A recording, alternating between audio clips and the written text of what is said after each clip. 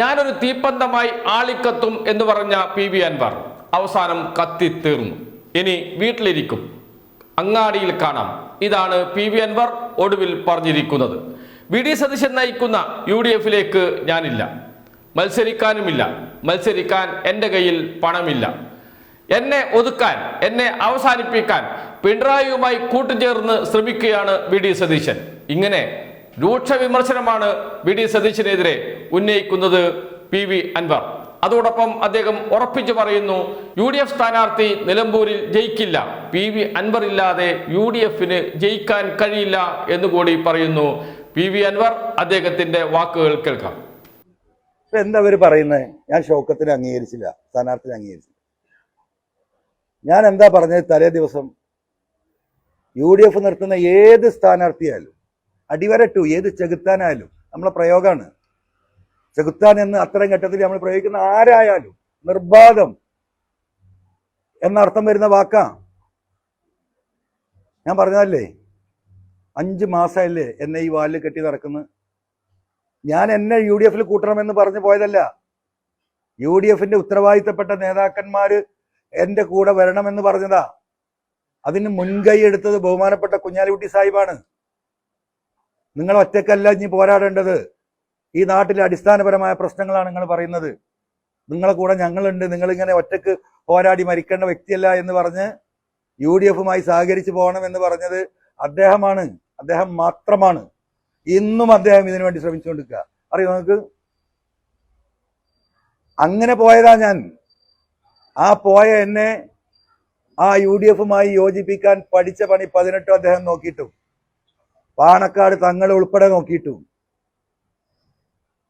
സംഗതി നടക്കുന്നില്ല. നടക്കാത്തതിന് വേറെ കാരണങ്ങളുണ്ട്.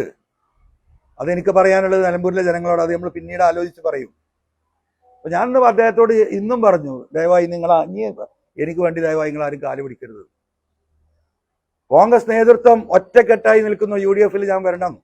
നിങ്ങൾ കാണുന്നുണ്ടല്ലോ, കോൺഗ്രസിന്റെ പ്രവർത്തകർ, UDF-ന്റെ പ്രവർത്തകർ, മുസ്ലിം ലീഗിന്റെ പ്രവർത്തകർ, ഇവിടുത്തെ സാമുദായിക കക്ഷികൾ ഈ പിണറായിസം അവസാനിപ്പിക്കാൻ അൻവറിനെ കൂടെ നിർത്തണം, ആത്മാർത്ഥമായി സത്യസന്ധമായി എന്ന് പറയണം. അതിന്റെ പേരിലാണ് നമ്മൾ നിന്നത്. ഇപ്പോഴും ഒരു തലയും പാലും ഇല്ല. കഴിഞ്ഞ 2-ാം തീയതി എടുത്ത തീരുമാനം എന്നെ കൂടെ കൂട്ടി സഹകരണ മുന്നണിയാക്കാൻ സമ്മതിച്ചതാ. ഒരു ഡിമാൻഡും എനിക്കുണ്ടായിരുന്നില്ല. ഒരു അലയൻസ്, ഒരു ധാരണം, സഹകരിച്ച് പോകാം. അത് പ്രഖ്യാപിക്കാൻ ഇത്രയും ദിവസങ്ങൾ നീണ്ടുപോയി അല്ലേ? 15-ാം തീയതി എറണാകുളത്ത് വെച്ച് അദ്ദേഹത്തെ കാണുമ്പോൾ 2 ദിവസത്തിനുള്ളിൽ പറയാമെന്ന് പറഞ്ഞു. അപ്പൊ അദ്ദേഹം വിചാരിച്ചത് എന്താ അറിയോ? തെരഞ്ഞെടുപ്പ് ഉണ്ടാവില്ല, തെരഞ്ഞെടുപ്പ് പോകും എന്ന് നമുക്ക് തോന്നിയല്ലോ. അപ്പൊ ഈ വാലുമ കെട്ടിയിട്ട് ഇങ്ങനെ നടക്കാം. മനസ്സിലായില്ലേ? ഫോൺ വിളിച്ച ഫോൺ എടുക്കൂല. അദ്ദേഹത്തിന്റെ ഗൺമാന്മാരെ വിളിച്ചാൽ അദ്ദേഹം എടുത്തിട്ട് പറയും, സാർ തിരിച്ചു വിളിക്കൂട്ടോ. അദ്ദേഹത്തെയാണ് UDF ഉത്തരവാദിത്തപ്പെടുത്തിയത്. അത് കഴിഞ്ഞു. അപ്പോഴൊക്കെ സ്ഥാനാർത്ഥി ആരാ? എന്നോട് പറഞ്ഞത് ഈ 14-ാം തീയതി 15-ാം തീയതി വരെ മലയോര കർഷകരുടെ, കുടിയേറ്റ കർഷകരുടെ പ്രതിനിധി ഉണ്ടാകും. അത് നിങ്ങളൊരു പേടിയും പേടിക്കണ്ട. ഷൗക്കത്തിനെ നമുക്ക് എവിടെയെങ്കിലും അഡ്ജസ്റ്റ് ചെയ്യാം. 2026 വേണമെങ്കിൽ തെരഞ്ഞെടുപ്പിൽ ഷൗക്കത്തിനെ നിലമ്പൂരിൽ നിർത്താൻ കുഴപ്പമില്ല. പക്ഷെ ഇപ്പം ഈ വന്യജീവി വിഷയം കത്തിക്കാളി നിൽക്കുകയാണ്. അതുകൊണ്ട് ജോയി തന്നെ ആയിരിക്കും സ്ഥാനാർത്ഥി. എന്നാ പറയുന്നത് അറിയാമോ? ഈ പറയുന്ന 15-ാം തീയതി, ഈ മാസം 15-ാം തീയതി. ഓക്കെ, ഞാൻ ഷൗക്കത്തിനെ പറ്റില്ല എന്ന് പറഞ്ഞതിന് ഒരുപാട് കാരണങ്ങളുണ്ട്. ഞാനിപ്പത് വിസ്തരിക്കുന്നില്ല. ആരെ നിർത്തിയാലും ഷൗക്കത്ത് അടക്കമുള്ളവരെ ഞങ്ങൾ പിന്തുണക്കും. ഒരു തർക്കമോ കാര്യത്തിന് വേണ്ട. കാരണം അത് പിന്നെ UDF-ന്റെ സ്ഥാനാർത്ഥിയാണ്. ഞാൻ UDF-ന്റെ ഭാഗമാകുമ്പോൾ. പക്ഷേ ഞാനും കൂടി UDF-ന്റെ ഭാഗമായി നിന്നാൽ ഈ പിണറായിസത്തിനെതിരെയുള്ള പോരാട്ടം, പി അൻവറും UDF-ഉം ഒരുമിച്ച് നിന്നിട്ടും നിലമ്പൂരിലെ LDF-ന്റെ സ്ഥാനാർത്ഥി വിജയിച്ചാൽ ഉണ്ടാകുന്ന അവസ്ഥകളെന്നാലേക്ക്. പിന്നെ പിണറായിസം ഉണ്ടോ? പിന്നെ ഇവിടെ ആന്റി ഇൻകമ്പൻസി ഭരണവിരുദ്ധത ഉണ്ടോ? കേരളത്തിലെ വരാൻ പോകുന്ന 140 മണ്ഡലങ്ങളെയും ഇത് ബാധിക്കൂലേ? ഞാൻ എന്തിനു വേണ്ടിയാണ് രാജിവെച്ചത്? 3-ാം വട്ടവും പിണറായി വരുന്നു എന്ന നരേഷൻ ഇവിടെ കൃത്രിമമായി സൃഷ്ടിച്ച് ഇവിടെ പ്രചരണം നടന്നുകൊണ്ടിരിക്കുകയാണ്. അതല്ല വസ്തുത. ജനങ്ങൾ ആ ഗവൺമെന്റിനെതിരാണ്. എന്ന് കേരളീയ സമൂഹത്തെ ബോധ്യപ്പെടുത്താനല്ലേ ഞാൻ രാജിവെക്കുന്നതിന്റെ ഒരു കാരണം. എന്താ എനിക്ക് അപ്പ പറഞ്ഞൂടെ? പിണറായിക്കെതിരെ നിലമ്പൂരിൽ ജനങ്ങളെ ഒപ്പം നിർത്തി UDFന്റെ സഹായത്തോടു കൂടി ഞാൻ അവിടെ മത്സരിച്ച് ജയിക്കുമെന്ന് പറഞ്ഞാൽ പോലെ ആരെങ്കിലും പറ്റൂല എന്ന് പറയോ? എന്നെ ഈ കുറ്റവാളിയാക്കുന്ന കേരളത്തിലെ ജനങ്ങളോടാണ് ഞാൻ ചോദിക്കുന്നത്. ഇവർ തടയോ? എനിക്ക് മത്സരിച്ചൂടെ? ഇപ്പൊ തെരഞ്ഞെടുപ്പ് ഘട്ടത്തിലല്ലേ? ഇപ്പൊ ഈ അൻവറിനെ തെറി പറയുന്ന ആളുകൾ മുഴുവൻ ഈ പ്രചരണ രംഗത്തുണ്ടാവില്ലേ? ഞാൻ എന്താ ചെയ്തത്? ഞാൻ പറഞ്ഞ മലയോരത്ത് പ്രശ്നമുണ്ട്. ഒരു കുടിയേറ്റ കർഷകൻ ഇവിടെ സ്ഥാനാർത്ഥിയാവണം. അത് വലിയ ഇമ്പാക്റ്റ് ഉണ്ടാക്കും. അതാണോ ഞാൻ ചെയ്ത തെറ്റ്? എന്താണ് PV അൻവറിനെ മാറ്റി നിർത്തിയിട്ടും നിലമ്പൂരിൽ ജയിക്കും അതിന്റെ ഉത്തരവാദിത്തം എനിക്കാണ്. ആരാ പറയുന്നത്? ഈ UDFന്റെ ചെയർമാൻ. നിങ്ങൾക്ക് മാറ്, ഒരു അഡ്ജസ്റ്റ്മെന്റും ഇല്ല. No, nothing. That is my responsibility. ബഹുമാനപ്പെട്ട ഈ AICC സെക്രട്ടറി ഞാൻ ഒന്ന് പറഞ്ഞു, എനിക്ക് പ്രതീക്ഷ KC-യിലാണ്. എൻ്റെ പഴയ നേതാവ് കൂടിയാ. 3 മണിക്കൂർ കോഴിക്കോട് ഞാൻ കാത്തിരുന്നു, ഒന്ന് കാണാനൊന്ന് പറയാൻ ഇതാണ് വസ്തുത എന്ന്. തിരിച്ചു പോരേണ്ടി വന്നില്ലേ? KC-നോട് എനിക്ക് അതിൽ ഒരു വിരോധവും ഇല്ല. അദ്ദേഹം അങ്ങേയറ്റം പരിശ്രമിച്ച. എന്റെ ഗ്രീവിയൻസ് ഞാനൊന്ന് പറയട്ടെ.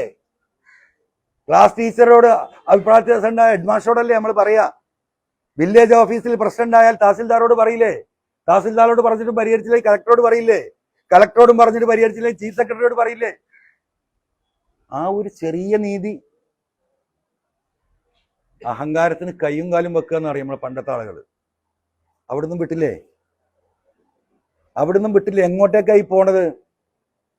PV അൻവർ ഇല്ലാതെ UDFന്റെ സ്ഥാനാർത്ഥിയെ ജയിപ്പിക്കാനുള്ള വോട്ട് എവിടെയാ? ആരാ അദ്ദേഹത്തിന് വോട്ട് കൊടുക്കാന്ന് പറഞ്ഞത്? അദ്ദേഹം കുറച്ച് വോട്ട് കണ്ടെത്തിയിട്ടുണ്ടല്ലോ എൻ ബ്ലോക്കായിട്ട്. ഞാൻ മിനിയാന്ന് നിങ്ങളോട് പറഞ്ഞു ഇതിന്റെ പിന്നിൽ ഒരു നിഗൂഢതയുണ്ട്. ഞാനും അദ്ദേഹം തമ്മിൽ ഇത്തരത്തിലുള്ള ഒരു പ്രശ്നമില്ല, വ്യക്തിപരമായിട്ട് ഒരു പ്രശ്നമില്ല. ഉണ്ടായിരുന്ന വിഷയങ്ങൾ മുഴുവൻ പബ്ലിക്കിനോട് കാര്യം പറഞ്ഞ് മാപ്പ് പറഞ്ഞ് വ്യക്തിപരമായിട്ട് അദ്ദേഹത്തെ കണ്ടപ്പോൾ ഞാൻ അദ്ദേഹത്തെ ഹൃദയത്തെ തൊട്ട് പറഞ്ഞു കേട്ടോ, സോറി, അങ്ങനെ പറ്റിപ്പോയി. ഒരു നിർബന്ധിത സാഹചര്യത്തിൽ നിങ്ങൾ ഇങ്ങനെ പറയണമെന്ന് പറഞ്ഞപ്പോൾ പറഞ്ഞു പോയതാണ്. എന്നോട് നിങ്ങൾ പുറക്ക് നിങ്ങളെ വീട്ടിൽ വരണം. ഞാൻ ചോദിച്ചാൽ വേണ്ടെന്ന് പറയാം. അങ്ങനത്തെ ഒന്നും ഒരു പ്രശ്നമില്ല. ആ വിഷയം എൻ്റെ ഹൃദയത്തോട്. ഞങ്ങൾ തമ്മിൽ എന്താ പ്രശ്നം? ഒന്നുമില്ല. പിന്നെ എന്താ അൻവറിന് ഇത്ര വലിയ പ്രശ്നം? അതിനൊരു പ്രശ്നമുണ്ട്. ആ പ്രശ്നം എന്താണ് എന്ന് ജനങ്ങൾ വിലയിരുത്തും. പിന്നെ ഞാൻ ഇനി അതിലേക്കില്ല. ഞങ്ങളോട് പറയാം, ഞാൻ ആ ഒരു സംവിധാനത്തിലേക്ക് വിശ്വാസ വഞ്ചന അദ്ദേഹം ഈ പൊസിഷനിലിരുന്ന് ഈ കാര്യങ്ങൾ നയിക്കുമ്പോൾ ഞാൻ അതിലേക്കില്ല. ഒരുപാട് ചർച്ചകൾ നടത്തി. ആരെ നിർത്തിയാലും സഹായിക്കാം, പിന്തുണക്കാന്ന് പറഞ്ഞു. ഷൗക്കത്തിന് അംഗീകരിക്കാന്ന് പറഞ്ഞു. പക്ഷെ ഒറ്റ കാര്യം പറഞ്ഞു, വിശ്വാസ്യതയ്ക്ക് അടിസ്ഥാനം വിശ്വാസമാണ്. അത് പോയിട്ടുണ്ട്. എൻ്റെ പ്രിയപ്പെട്ട എല്ലാ ലീഡേഴ്സിനോടും ഞാൻ പറഞ്ഞു. അതുകൊണ്ട് ഇനിയുള്ള കാര്യങ്ങൾ പബ്ലിക് ആവണം. എനിക്ക് ഒരു രേഖാപരമായിട്ട് ഒരു കടലാസ് തരണം, അല്ലെങ്കിൽ നിങ്ങൾ പബ്ലിക്കായിട്ട് പറയണം. UDFനെ ഘടകകക്ഷിയാക്കും, ഓൾ ഇന്ത്യ തൃണമൂൽ കോൺഗ്രസിന്റെ ഘടകകക്ഷിയാക്കി ഇപ്പൊ പ്രഖ്യാപിക്കണം. ഞാനൊരു ഉറച്ച സീറ്റ്, എൻ്റെ സിറ്റിംഗ് സീറ്റാണല്ലോ കൊടുത്തത്. അത് ജനങ്ങളോട് പറയാണ്. എനിക്കൊരു അധികാരവും വേണ്ടെന്ന് പറഞ്ഞിറങ്ങിപ്പോന്നവനാ. പക്ഷെ ഇവരെല്ലാം പാടെ കൂടിയിട്ട് എന്നെ ചവിട്ടിയിട്ട് മൂലക്കലാക്കും. എനിക്ക് നാളെ ജനങ്ങളുടെ വിഷയം പറയണമെങ്കിൽ, കേരളത്തിന്റെ നിയമസഭയിൽ പറയണമെങ്കിൽ, ഈ പിണറായിസത്തെ തോൽപ്പിച്ച് ജനങ്ങളുടെ വോട്ട് വാങ്ങി നിയമസഭയിലെത്തി ജനങ്ങൾക്ക് വേണ്ടി സംസാരിക്കണമെങ്കിൽ എനിക്കൊരു സിറ്റിംഗ് സീറ്റ് വേണം എന്ന് ഞാൻ ഇപ്പൊ പറഞ്ഞു. മുമ്പ് എനിക്ക് വേണ്ടായിരുന്നു. കാരണം ഈ കാര്യങ്ങൾ പരിഗണിച്ച് ചെയ്യല്ലോ. 99 സീറ്റിൽ കോൺഗ്രസ് മത്സരിക്കുന്നുണ്ട്. എത്ര വിന്നിംഗ് റേറ്റ്? 21 സീറ്റ്, 22 സീറ്റ്, 16-ലും 21-ലും. കണക്കൊന്ന് പരിശോധിച്ച് നോക്കുങ്ങൾ. എന്ന് പറഞ്ഞാൽ കോൺഗ്രസിന്റെ 75% സ്ഥാനാർത്ഥികളും 2 തെരഞ്ഞെടുപ്പിലും തോറ്റതാണ്. എനിക്ക് ആ തോറ്റ സീറ്റുകളിൽ പല സ്ഥലത്തും വിജയിപ്പിക്കാൻ കഴിയും. അതിന് പറ്റിയ സ്വതന്ത്ര സ്ഥാനാർത്ഥികളുണ്ട്. അതിനെതിരെ നിർത്താൻ പറ്റുന്ന ശേഷിയുള്ള പലരും എൻ്റെ കയ്യിലുണ്ട്. നിങ്ങൾ തോറ്റ 5 സീറ്റ് താ. ഒരു നിലക്കും നിങ്ങൾ വിജയിക്കാത്ത മലമ്പുഴ ഞാൻ ഏറ്റെടുക്കാം. ഞാൻ പറഞ്ഞു നോക്കി. തീരുമാനം വേണം. ഒന്നും ചെയ്യാറില്ല. അപ്പൊ ഞാൻ അവസാനം പറഞ്ഞു, ഞാൻ വിട്ടു. ഞങ്ങൾ എനിക്കൊരു സീറ്റ് പറ. ഒറ്റ സീറ്റ്, ബാക്കിയൊക്കെ വിട്. മറ്റേ ഘടകകക്ഷി വിട്, അസോസിയേറ്റ് എങ്കിൽ അസോസിയേറ്റ്. ഞാനത് സമ്മതിക്കാൻ വേണ്ടി പറഞ്ഞാൽ കേട്ടോ, ഞാൻ അതിന് മൂളാനല്ല പറഞ്ഞത്. നിങ്ങളൊരു സീറ്റ് പറയാന്ന് പറഞ്ഞു. ഇവരെന്താണ് ഇവരുടെ മനസ്സിലെന്നറിയണല്ലോ. അപ്പൊ പറയാ, നിങ്ങൾക്ക് എവിടെയും മത്സരിക്കാലോ, 140 സീറ്റില്ലേ, എവിടെയും മത്സരിക്കാലോ, അത് നമുക്ക് തീരുമാനിക്കാം, അതിന് പ്രശ്നമൊന്നുമില്ല. ഞാൻ പറഞ്ഞു പറ്റൂല, മുമ്പ് റെഡിയായിരുന്നു, ഇപ്പൊ പറ എനിക്ക് ഏത് സീറ്റ് തരും. മുസ്ലിം ലീഗ് സീറ്റ് തരേണ്ട കാര്യമില്ല, കോൺഗ്രസിന്റെ സീറ്റാണ് നിലമ്പൂര്, കോൺഗ്രസിനാണ് ഇതിന്റെ സീറ്റ് ഞാൻ കൊടുക്കുന്നത്. കോൺഗ്രസ് ആണല്ലോ തരേണ്ടത്. അത് മുസ്ലിം ലീഗിന്റെ നേതൃത്വം അത് പറഞ്ഞപ്പോൾ എനിക്കത് ന്യായമാണെന്ന് തോന്നി. 100% ന്യായമല്ലേ ലീഗ് പറഞ്ഞത്. എൻ്റെ സീറ്റ് കൊടുക്കുന്നത്, ജനങ്ങൾ എനിക്ക് തന്ന സീറ്റ് കൊടുക്കുന്നത് ആർക്കാ? കോൺഗ്രസിനാണ്. 99 സീറ്റിൽ ഇത്രയും സീറ്റ് ഉണ്ടല്ലോ, ഒരു സിറ്റിംഗ് സീറ്റ് കേരളത്തിൽ എവിടെയും പറയും. അപ്പോൾ എന്നോട് എന്താ പറയുക, വളരെ ഉത്തരവാദിത്തപ്പെട്ടതാണ്. എന്നോട് സ്നേഹമുള്ള ആളാട്ടോ, പക്ഷേ അയാൾക്ക് നിർത്തിയിട്ടുണ്ട്. നിങ്ങൾക്ക് ബേപ്പൂരിൽ മത്സരിച്ചൂടെ? ബേപ്പൂരേ ആദ്യം പറഞ്ഞു, മലമ്പുഴ മലയോര മേഖലയിൽ വലിയ വന്യമൃഗ പ്രശ്നം ഇപ്പോൾ 2-3 ആളപ്പോൾ ഈ 3 ആഴ്ചകളിൽ ചവിട്ടിക്കൊന്ന സ്ഥലമാണ്. അവിടെ നിങ്ങൾക്ക് ടോപ്പാണ്. അത് കഴിഞ്ഞ് ബേപ്പൂര് നിർത്താൻ പറഞ്ഞു. ഞാൻ നിർത്തിക്കോളൂ. ഇപ്പൊ കേരളത്തിലെ ജനങ്ങൾക്ക് മനസ്സിലായല്ലോ. ജനങ്ങൾ നിങ്ങൾ മനസ്സിലാക്കുക. അപ്പൊ എവിടത്തേക്ക് അത് കൊണ്ടുപോകുന്നു? കൊന്ന് കൊല വിളിക്കാനാണ് തീരുമാനം. മനസ്സിലായില്ലേ? ഒരൊറ്റ വ്യക്തിയാണ്, ഒരൊറ്റ വ്യക്തി, അല്ലാതെ UDF ഒരു നേതാക്കന്മാർക്കും ഇതിലില്ല. അൻവറിന്റെ ബാങ്ക് ബാലൻസ് എന്താണ്, സ്ഥിതി എന്താണെന്നില്ല എല്ലാവർക്കും അറിയാലോ. അപ്പൊ ഇതൊക്കെ ഇങ്ങനെ തള്ളുകയാണ്. ഇവനെ ഒരു ചുക്കും ചെയ്യില്ല എന്ന് എനിക്കറിയാം. അത് രണ്ടാമത്തെ ഭാഗം. അപ്പോ ഇനി എനിക്ക് മുന്നോട്ട് പോകണമെങ്കിൽ, ഞാൻ വികലാംഗനാണ്, നിസ്സഹായന. ഈ 2 കൂട്ടരുടെയും കരാള ഹസ്തത്തിൽ ഇങ്ങനെ ഞെക്കിയിട്ട് അങ്ങോട്ട് പീക്കിയിട്ട് അങ്ങോട്ട് പുറത്തേക്ക് എറിയോല്. എന്നാലും ജീവനാണ് ഇപ്പൊ ആകെ ബാക്കിയുള്ളത്. മനസ്സിലായി? വെറും ജീവൻ മാത്രമാണ് ബാക്കിയുള്ളത്. ആ ജീവൻ വെച്ചിട്ട് എന്ത് ചെയ്യാൻ പറ്റും എന്നുള്ളത് ഈ പാവപ്പെട്ട മനുഷ്യന്മാരുമായിട്ട് ഞാനൊന്ന് ആലോചിച്ചോട്ടെ.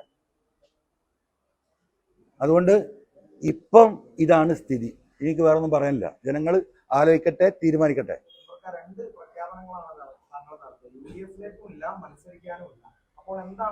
മത്സരിക്കാൻ ഞാനുണ്ട്.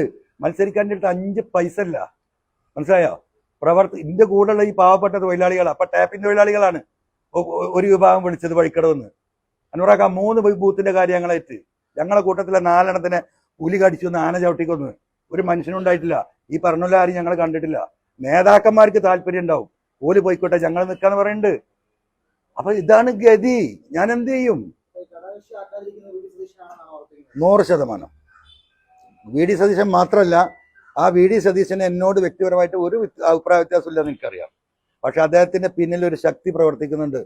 PV അൻവർ ഇല്ലാതെ അവിടെ ജയിപ്പിച്ച് കയറ്റി കൊടുക്കാമെന്നും, അതോടുകൂടി PV അൻവറിന്റെ രാഷ്ട്രീയം, ഈ അധിക പ്രസംഗം അവസാനിക്കണമെന്ന് ആഗ്രഹിക്കുന്ന ഒരു വിഭാഗത്തിന്റെ പിന്തുണ അദ്ദേഹത്തിന് ഉണ്ടോ എന്ന് ഞാൻ സംശയിക്കുന്നു. ഞാനത് അന്വേഷിച്ചുകൊണ്ടിരിക്കുന്നു. അതിന്റെ കൃത്യമായ വിവരം കിട്ടിയ കേരളത്തിലെ ജനങ്ങളോട് ഞാൻ പറയും. ഞാൻ ഇനി ഇല്ല, UDF ഞാനില്ല. ഈ ഒരു ഘട്ടത്തിൽ UDF ഞാനില്ല. പ്രഖ്യാപിത നയാണ്. മനസ്സിലായില്ലേ? ഞാനില്ല കേട്ടോ. ഇനി എന്നെ ദയവായിട്ട് ഒരു നേതാക്കന്മാരും വിളിക്കരുത്. ഒരു സമുദായ, നിങ്ങളോടൊക്കെ അങ്ങേ അറ്റത്തെ ബഹുമാനമുണ്ട്, ആദരവുണ്ട്. എന്നെ സ്നേഹിച്ച നിലമ്പൂരിലെയും കേരളത്തിലെയും കോൺഗ്രസ്സുകാരോടും ലീഗുകാരോടും സഖാക്കളെന്നെ വിളിക്കുന്നുണ്ട്. നിങ്ങൾ വരി, ഞങ്ങൾ ഇവിടെ ഉണ്ട് എന്ന് പറഞ്ഞിട്ട്. ആ പാവപ്പെട്ട തൊഴിലാളികളായ സഖാക്കളോട് എനിക്ക് കടപ്പാടുണ്ട്. പക്ഷെ എനിക്ക് ശേഷിയില്ല.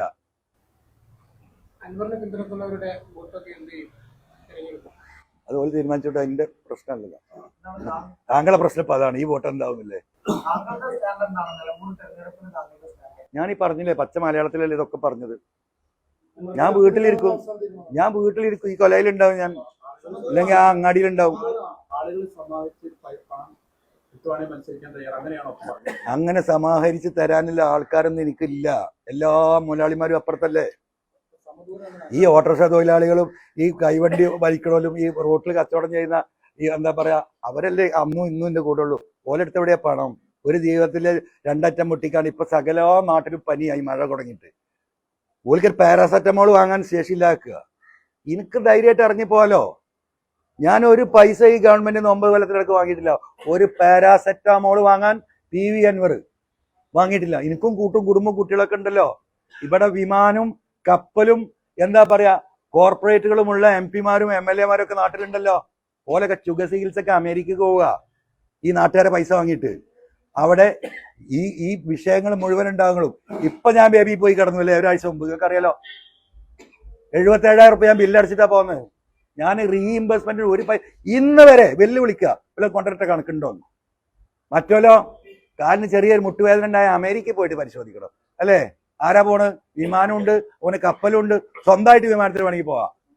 അത് ഈ നാട്ടുകാരെ പൈസ വാങ്ങിയിട്ടാ. അതെന്നെ വ്യത്യാസം. അപ്പൊ ഞാൻ എന്ത് ചെയ്യും? ഏത് മുതലാളി എന്റെ കൂടെ?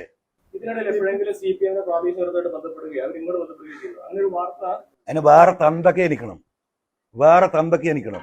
മനസ്സിലായില്ലേ? ഞാൻ തുടങ്ങി വെച്ച പോരാട്ടം പിണറായിസാണ്. അത് ഇവിടെ നിൽക്കാണ്. ആ പിണറായിസത്തോട് കൂട്ടിക്കെട്ടിയിട്ട് എന്നെ കൊല്ലാൻ നിൽക്കുന്ന ആളുകൾക്കെതിരെയല്ലേ പോരാട്ടം ഇനി ഉണ്ടാവുക.